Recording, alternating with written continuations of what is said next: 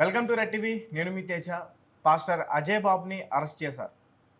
గత కొన్ని రోజుల నుంచి అజయ్ బాబు చేస్తున్న వ్యాఖ్యలు, ముఖ్యంగా శ్రీరాములు గురించి మాట్లాడే విధానం, ఇదంతా కూడా కొంతమంది వ్యక్తులకి నచ్చలేదు. సో వాళ్ళు కేసు అయితే ఫైల్ చేశారు. అండ్ మరీ ముఖ్యంగా ఒక క్రిస్టియనే ఈ కేసు ఫైల్ చేయడం ఇందులో చాలా ఆశ్చర్యం కలిగిస్తుంది. దీనికి సంబంధించి ప్రస్తుతం మనతో పాటు మాట్లాడడానికి ఫోన్ కాల్లో హమారా ప్రసాద్ గారు ఉన్నారు. ఒకసారి ఆయనతో మాట్లాడే ప్రయత్నం చేద్దాం. ఎందుకంటే అజయ్ బాబు గారు హమారా ప్రసాద్ దగ్గర నుంచి నాకు థ్రెటనింగ్ ఉందంటూ కూడా అతను ఖమ్మం పోలీస్ స్టేషన్లో రీసెంట్గానే ఒక కంప్లైంట్ ఇవ్వడం కూడా మనం చూసాం. సో ఒకసారి ఆయనతో మాట్లాడే ప్రయత్నం చేద్దాం. ప్రసాద్ గారు నమస్తే అండి. నమస్తే అండి. సో రైట్ సార్, అజయ్ బాబు గారు అరెస్ట్ అయ్యారు. సో చాలామంది కూడా మీ గురించి మాట్లాడుతున్నారు, వీళ్ళు కావాలనే ఇరికించి అరెస్ట్ చేశారని చెప్పేసి. దానిపైన మీ స్పందన ఏంటండి? ఒకవేళ నిజంగా ఆ విధంగా ఎవరన్నా అనుకుంటే మాత్రం వాళ్ళంతా అమాయకులు అనుకోవచ్చు, లేకపోతే వాళ్ళంతా బుద్ధి తక్కువ లేని వాళ్ళు ఇంకోటి లేదు. ఎందుకు అంటే పోలీస్ స్టేషన్ లో, తుకారం గేట్ పోలీస్ స్టేషన్ లో కంప్లైంట్ ఇచ్చింది హిందువులు కాదు. పోలీసులు స్పష్టంగా ఆయన అరెస్ట్ చేసింది తుకారం గేట్ పోలీస్ వాళ్ళు. తుకారం గేట్ పోలీస్ స్టేషన్ లో కంప్లైంట్ ఇచ్చింది ఎవరు? ఒక క్యాథలిక్, క్రిస్టియన్ మతంలోని క్యాథలిక్ సమాజానికి చెందిన జోసెఫ్ అనే ఒక పాస్టర్. ఆయన కంప్లైంట్ ఇచ్చాడు. ఎవరి మీద? అజయ్ మీద. సో ఆ కంప్లైంట్ ని ఆధారంగా అజయ్ ని అరెస్ట్ చేయడం జరిగింది తప్ప దాంట్లో మాకేం సంబంధం? ఆయన మన హిందూ సమాజానికి సంబంధించిన వ్యక్తి కాదు కదా. ఆయన ఇచ్చిన కంప్లైంట్ ఏమని ఇచ్చాడు? హిందూ సమాజంలో అంటే హిందువులకు దేవతలను నోటికి వచ్చినట్టు మాట్లాడుతున్నాడు. అలాగే క్రైస్తవ మతంలోని క్యాథలిక్స్ ఉంటుంది కదా, క్యాథలిక్స్ విగ్రహారాధన చేస్తారు. అజయ్ ప్రొటెస్టెంట్, వాళ్ళు చేయరు కానీ వాళ్ళ చర్చ్ లో కూడా సిలువ ఉంటది, విగ్రహం ఉంటుంది, అన్ని ఉంటాయి. లేదా మన క్యాథలిక్ లోకి వచ్చామనుకోండి, ఖచ్చితంగా వాళ్ళు మేరీ మాత విగ్రహాన్ని పెడతారు, కంపల్సరీ పెడతారు. వాళ్ళు కూడా విగ్రహారాధన చేస్తారు. అయితే ఆ విగ్రహారాధన గురించి ఒక ఛానల్లో విగ్రహారాధన గురించి ఏదో మాట్లాడుతూ యేసు విగ్రహాన్ని తీసుకురండి, బొమ్మను తీసుకురండి, లేదా మేరీ బొమ్మను తీసుకురండి, పగలగొడతా, విగ్రహాన్ని బలగొడతా అన్నాడు. ఆ కంప్లైంట్ అదే రాశాడు. ఆయన జోసెఫ్ అనే వ్యక్తి ఆ కంప్లైంట్ ఆ విధంగా రాశాడు. రాసి మా మనోభావాలు అంటే క్రైస్తవుల మనోభావాలు దెబ్బతీస్తున్నాడు, హిందువుల మనోభావాలు దెబ్బతీస్తున్నాడు, తక్షణ చర్య తీసుకోమని చెప్పి తుకారం గేట్ పోలీస్ స్టేషన్ లో కంప్లైంట్ ఇవ్వడం జరిగింది. యేసు ప్రభు విగ్రహం పగలగొడతాను అన్నాడు అజయ్ బాబు. అందుకోసమే జోసెఫ్ ఈ రకంగా రియాక్ట్ అయ్యి పోలీస్ స్టేషన్ లో కేసు పెట్టడం జరిగింది. అవును, మరి దీనికి మాకేం సంబంధం? ప్రవీణ్ పగడ తప్పదాగి స్లిప్ అయి చనిపోతే దానికి మేమే కారణము. ఒక క్రైస్తవుడు క్యాథలిక్ సమాజానికి చెందిన ఒక జోసెఫ్ అనే పాస్టర్ కంప్లైంట్ ఇచ్చినా మేమే కారణము అంటే క్రైస్తవ సమాజంలో ఏం జరిగినా మేమే కారణం అంటే ఎట్లా?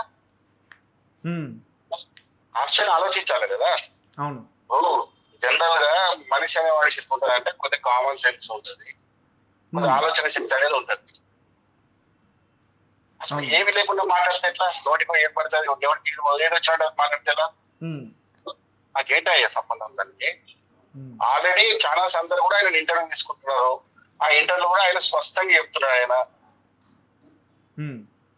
సాధారణంగా అజయ్ బాబు రాములు వారి విగ్రహాన్ని పగలగొడతానని ఎక్కడా అనలేదు. జోహార్ శ్రీరామ్ అనే ఒక పదం అయితే వాడాడు, కానీ యేసు ప్రభు గారి విగ్రహం పగలగొడతానని అన్నాడు. మా ఛానల్లోనే అతను ఆ విధంగా మాట్లాడాడు. అదే కదా, మా విగ్రహాలు పగలగొడతానని చెప్పలే. మా విగ్రహాల గురించి అని మా దేవి దేవతల గురించి తప్పుగా మాట్లాడారు అని చెప్పి ఆయన పెట్టిన కంప్లైంట్. ఆయన కంప్లైంట్ కూడా ఆల్రెడీ బయట అందరు చూస్తున్నారు. క్రిస్టియన్స్ అందరు కూడా జోసెఫ్ మీద కౌంటర్లు కూడా వీడియోలు పెడుతున్నారు ఆయన మీద. మరి ఇక్కడ మేం చేసింది ఏమున్నది? మా తప్ప ఏముంది? ఇప్పుడు మా దేవి దేవతల మీద ఏదో ఛానల్లో రాము మా బొమ్మర్ద అని బుద్ధిహీనంగా అంటే జ్ఞానం లేకుండా మాట్లాడాడు పిక్చర్ లాగా. దానికి జేఏసీ అని చెప్పి హిందూ సంఘాల ఐక్యం జేఏసీ వాళ్ళు ముప్పైలో కంప్లైంట్ ఇచ్చారు. రవీందర్ రెడ్డి కంప్లైంట్ ఇచ్చారు. వాళ్ళ కంప్లైంట్ కూడా ఉంది. సో ఇట్లా ఇక్కడ తెలంగాణలో దాదాపు 3 కేసులే మైనాయి ఆయన మీద, ఆంధ్రాలో 2 కేసులు అయినాయి. ఇక భవిష్యత్తులో ఇప్పుడు నేను కూడా భవిష్యత్తులో నేను కూడా ఒక అట్రాసిటీ కేసు ఫైల్ చేయబోతున్నా ఆయన మీద. అజయ్ బాబు గారి పైన అజయ్ బాబు మీద నేను 3 కేసులు ఫైల్ చేస్తున్నా. ఒకటి అట్రాసిటీ నా చెప్తూ ఒక వీడియో ఉన్నది, సిగ్నేచర్ స్టూడియోలో దిగుతున్నట్టు. అలాగే ప్రవీణ్ పగడాల అక్కడ చనిపోయినప్పుడు అక్కడ పోయింది కదా, అక్కడ చెప్తున్నట్టు వీడియో ఉంది. ఆ 2 వీడియోలు తీసాము, డౌన్లోడ్ చేసి పెట్టాము. దాని మీద కూడా ఇప్పుడు అట్రాసిటీ కేసు ఫైల్ చేస్తున్నా. దాని తర్వాత మాకు ఎలాంటి సంబంధం లేని కేసులో నా పేరు తీశాడు కాబట్టి ఆయన మీద 10 లక్షల దావా ఒకటి వేస్తున్నా. అలాగే అన్వాంటెడ్ గా నాకు సంబంధం లేకుండా నా పేరు వాడి ఒక క్రిమినల్ కేసు అంటే మాకు సంబంధం లేకుండా, అంటే మాకు అసలు కేసు సంబంధమే లేదంటే ప్రాథమిక విచారణలో పోలీసులు ఏం చెప్పారు, అది మర్డర్ అని చెప్పారా లేకపోతే యాక్సిడెంట్ అని చెప్పారు? మరి అందులో మేము చనిపోయామని చెప్తే తప్పు కదా. అది తప్పుడు సమాచారాన్ని సమాజంలో నాటి మా మీద విద్వేషాలు రెచ్చగొట్టాడు మా మీద. అదే ఇప్పుడు చాలా మంది అమాయకులు చూసాం మనము, చాలా మంది మా మీద గట్టి అరుస్తూ మేము అది చేస్తాం ఇది చేస్తామని చెప్తున్నారు.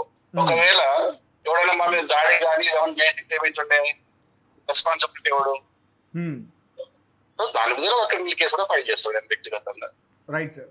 అయితే ప్రస్తుతం బయట ప్రజలందరూ కూడా ఏమంటున్నారంటే అజయ్ బాబు వ్యాఖ్యలు చేసినందుకు గాను అరెస్ట్ చేశారు. మరి బైబిల్ గురించి కూడా చాలామంది తప్పుగా మాట్లాడుతున్నారు. వాళ్ళపైన కేసులు పెట్టిన పోలీసులు వాళ్ళని ఎందుకు అదుపులోకి తీసుకోలేదు, అరెస్ట్ చేయలేదనే ఒక ప్రశ్న కూడా ఉంది. అది పోలీసులు అడగాలి. ఇప్పుడు పోలీసులు ప్రతి ఒక్క కేసు ఒక కంప్లైంట్ లో ఆ కంప్లైంట్ యొక్క ఏది ఆధారాలు చూస్తారు వాళ్ళు. ఇప్పుడు మేము ఏదైనా క్రిస్టియానిటీ గురించి తప్పుగా మాట్లాడినా, వాళ్ళ బైబిల్ గురించి తప్పుగా మేము మాట్లాడినట్టు ఏమైనా ఉంటే ఖచ్చితంగా పోలీసులు మా మీద కూడా యాక్షన్ తీసుకుంటారు. పోలీసులు మాకేం చుట్టాలు కాదు కదా, పోలీసులు హిందువులకు చుట్టాలు కాదు, క్రిస్టియన్లకు చుట్టాలు కాదు, ముస్లింలకు చుట్టాలు కాదు. వాళ్ళ పని ఏంటంటే సొసైటీలో శాంతి భద్రత కాపాడడం. ఎవరు కంప్లైంట్ ఇచ్చినా కంప్లైంట్ తీసుకుంటారు. అంతెందుకు ఇప్పుడు ప్రవీణ్ పగడాలని చంపింది మేమే అని చెప్పి ఎంత రచ్చ చేశారు చేశారా లేదా? మరి పోలీసులు ఎందుకు మమ్మల్ని అరెస్ట్ చేయలేదు? మాకు సంబంధం లేదు కదా అది. ఒక్కసారి పోలీసులు మమ్మల్ని పిఎస్ లో పిలవలేదు. ఎందుకు పిలవలేదంటే అసలు మాకు ఎలాంటి సంబంధం లేదు. ఈ ఆరోపణలు చేసినంత మాత్రాన మేము నేరస్తులం అయితే అయిపోం కదా. సో అవన్నీ చూస్తారు పోలీసులు. ఎంతవరకు ఏ కేసులో కంప్లైంట్ ఇచ్చినప్పుడు ఎఫ్ఐఆర్ చేయడం బాధ్యత. తర్వాత దాన్ని ఇన్వెస్టిగేషన్ చేస్తారు. అందులో మా తప్పు కనబడుతుంటే ఖచ్చితంగా వాళ్ళు అరెస్ట్ చేస్తారు కదా. ఈ మధ్యకాలంలో అంటే మీ పైన ఖమ్మంలో కూడా అతను ఫిర్యాదు చేశారు కదా సిపికి. మరి మీకైనా కాల్ చేసి మాట్లాడడం కానీ మీ పైన, లలిత కుమార్ పైన, అలాగే కరుణాకర్ సుగుణ గారి పైన? నాకైతే ఖమ్మంలో నాకు కూడా తెలిసింది ఇదేమో నా మీద కంప్లైంట్ ఇచ్చాడని చెప్పేసి. ఏమని కంప్లైంట్ ఇచ్చాడు అంటే మా వల్ల ప్రాణహాని ఉంది అని చెప్పించిండు. మీ వైపు నుంచి అజయ్ బాబుకి థ్రెటనింగ్ ఉందంటూ కంప్లైంట్ ఇచ్చాడు. థ్రెటనింగ్ ఉందని చెప్పిండు. థ్రెటనింగ్ ఉంటే నేను ఏమైనా థ్రెటనింగ్ ఉన్నదో పోలీసులు చూస్తారు కదా. నేనేమన్నా డైరెక్ట్ ఏమన్నా చంపేస్తా అని చెప్పినా, లేకపోతే నేను మర్డర్ చేస్తా అని చెప్పినా, ఏం చెప్పినా అని. థ్రెటనింగ్ అంటే ఇప్పుడు నేను ఇచ్చాక ఫేస్బుక్ లో ఉన్న ఒక పోస్ట్ ఉన్నది. ఆ పోస్ట్ లో ఏమున్నది, కత్తి మా రాముని ఇష్టం నోటికి వచ్చినట్టు మాట్లాడిన కత్తి మహేష్ రోడ్ యాక్సిడెంట్ చచ్చిపోయాడు. మా రాముడి గురించి ఇష్టం వచ్చినట్టు, మా రాముడి గురించి మా సీతమ్మ గురించి నోటికి వచ్చినట్టు మాట్లాడిన ప్రవీణ్ ఆ విధంగా యాక్సిడెంట్ చచ్చిపోయాడు తప్పకాయి. నీకు కూడా సేమ్ అదే గతి పడుతుంది అన్నావు. ఇది థ్రెటనింగ్ ఎందుకంటే థ్రెటనింగ్ అంటే అసలు మనకు ఫస్ట్ ఆఫ్ ఆల్ బెదిరించడం అంటే ఏదో మనకు తెలిసి ఉండాలి. మనకు అది తెలియకుండా నేను పెట్టిన పోస్ట్ కి నాకు బెదిరింపులు వచ్చాయంటే, ఇప్పుడు మా ఫోన్ నుంచి ఏమైనా బెదిరింపులు వచ్చినాయా, ఏమైనా బెదిరించినావా, అవన్నీ చూస్తారు కదా పోలీసులు. రైట్. అంటే ఆ టైంలో నెక్స్ట్ నువ్వే అజయ్ బాబు అనే ఒక పోస్ట్ రావడం వల్ల మా రాముడు తిట్టాడు కదా, మా రాముడు పిచ్చిగా మాట్లాడిండు. సేమ్ అదే రాముడు గురించి అట్లా మాట్లాడిన ఇద్దరు ఏ విధంగా పోయిండు. ఇప్పుడు నెక్స్ట్ నువ్వు కూడా పోతావు అంటున్నాం మేము. అంటే నేను చంపుతా అంటలేను కదా. రైట్. థ్రెటనింగ్ అంటే ఏంటి, కాన్సెప్ట్ లాజిక్ అర్థం చేసుకోవాలబ్బా. లాజిక్ అర్థం కాక ఏది పడుతుంది కేసు పెట్టినంత మాత్రాన పోలీసులు చూసుకోరా? పోలీసులు మన నీలాగా అమాయకుల వాళ్ళు ఎన్ని కేసులు చూస్తారు వాళ్ళు? అవును, ఎన్ని కేసులు చూస్తారు, ఎన్ని కేసులు చేస్తుంటారు వాళ్ళు రెగ్యులర్ గా. ఎస్, ఏది సీరియస్ కేసు అసలు ఇలా బెదిరించింది ఏముంది అనేది వాళ్ళు చూస్తారు కదా. ఒకవేళ నిజంగా నేను బెదిరించినట్టు అనిపిస్తే ఖచ్చితంగా నేను పిలుస్తాను. నన్ను పిలిస్తే నేను పోతా, నీకు చెప్పుకుంటా, నేను చెప్పాల్సింది చెప్తా. దాన్ని కూడా పోలీసులు సాటిస్ఫై కాకపోతే వాళ్ళు అరెస్ట్ చేయాలనుకుంటే అరెస్ట్ చేస్తారు. అందులో ఉంది. సార్ భవిష్యత్తులో మీరు అంటే సారీ మీరు కూడా అజయ్ బాబు పైన కేసు పెట్టబోతున్నారా అంటారు? 3 కేసులు పెడుతున్నాడు. 3 కేసులు పెడుతున్నారు. ఓకే, అట్రాసిటీ ఒకటి, మరో నష్టం దావా ఒకటి, ఆయన చేసిన మాట, ఆయన చెప్పిన మాటల వల్ల మా మీద దాడి జరిగే పరిస్థితి ఓకే, భవిష్యత్తులో కూడా జరగడానికి guarantee. Okay sir, thank you sir. Thank you అండి. రైట్. సో గైస్ చూశారు కదా, అజయ్ బాబు చేసిన వ్యాఖ్యలకు గాను హమారా ప్రసాద్ గారు కూడా త్వరలో కేసు పెట్టబోతున్నానంటూ కూడా చెప్తున్నారు. మరి చూద్దాం ఈ విషయం ఎంతవరకు వెళ్తుంది.